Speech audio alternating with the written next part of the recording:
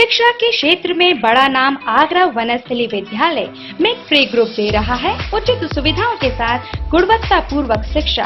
डॉलिस public school Balkeshwar Agra, Agra Vanasthali primary विद्यालय trans Yamuna colony Agra, AVMD institute ग्राम सवाई एतमादपुर आगरा। समस्त विद्यालयों में उच्च प्रशिक्षित शिक्षक, साइंस लैब, लाइब्रेरी और स्टूडेंट्स के लिए बस सुविधा उपलब्ध है। CBSE नई दिल्ली द्वारा मान्यता प्राप्त कक्षा 12वीं तक के छात्रों के लिए साइंस, कॉमर्स और आर्ट्स के विषय की सुविधा दी जाती है।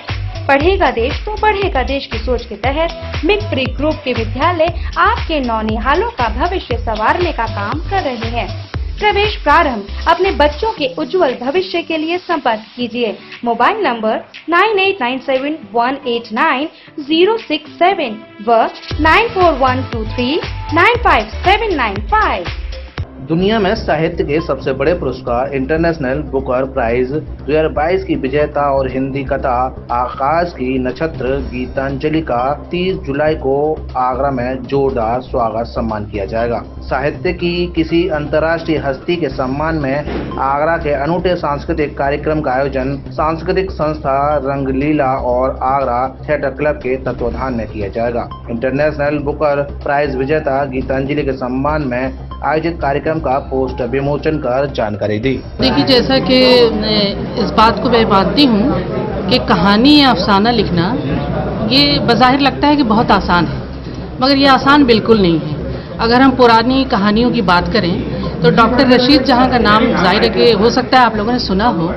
उन्होंने एक सबसे पहली जो कहानी उनकी है वो है दिल्ली की सैर, जिसको जो अंग्रेजी में लिखी थी उन्होंने और उसका तर्जुमा हुआ दिल्ली की सैर। दिल्ली की सैर जो कहानी उनकी है उससे एक कहा जाए कि समाज में एक बहुत बड़ा बदलाव आया।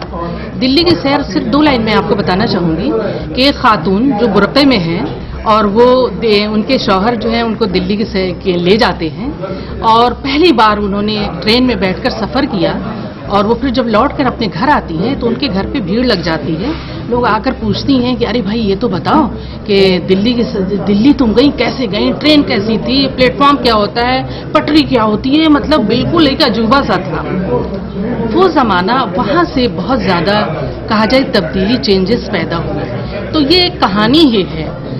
उस कहानी का असर इतना हुआ कि जो खातून, जो औरतें घरों में रहती थीं, आप आज भी जानते हैं कि घूंघट काटकर या हिजाब में रहकर सिर्फ एक महदूद दायरे तक रहकर अपनी ज़िंदगी को आगे बढ़ाना सही मानों में ये हमारी मुकम्मल ज़िंदगी नहीं है। दुनिया में बहुत कुछ है और हमें आगे बढ़ना चाहिए।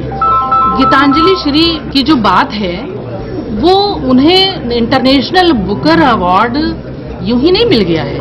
उन्होंने न जाने कितने मरहले तय किए होंगे, कितनी कहानियां और अफसाने पढ़े होंगे, तब जाकर उन्होंने इस नॉवेल को उस अंदाज में वो लिख पाई।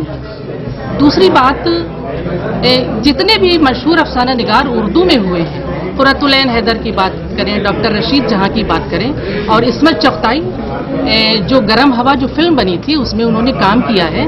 तो इस्मत चगताई खुद कहती हैं कि रशीदा आपा की वजह से ही मैं मशहूर, मैं कहानियाँ लिखने का मुझे शौक पैदा हुआ और मैं मशहूर अफसाना निगार बन पाई। असल में ऐसा है कि आजकल इधर चंद सालों से अगर हम देखें, 5-7 साल में ही अगर हम देखें, तो हम पर मोबाइल और इंटरनेट इतना हावी हो चुका है कि हम हर चीज़ को एक जुमला भी नहीं लिखना चाहते, बल्कि जी की जगह, जी हाँ की जगह हम जी लिख देते हैं, या बिल्कुल ये आप सभी वाकिफ हैं।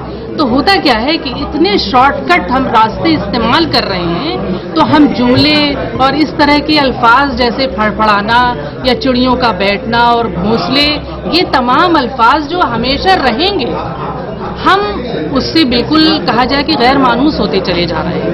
अब ये सारे अल्फाज जो इस तरह की कहानियां और नॉवेल हमारे सामने आ रहे हैं, तो लोग एक्सपेरिमेंट नहीं कर रहे हैं, बल्कि उन खोए हुए अल्फाज को लाकर अपने अफसाने और अपने नॉवेल को एक कहा जाए कि अहमियत दिला रहे हैं।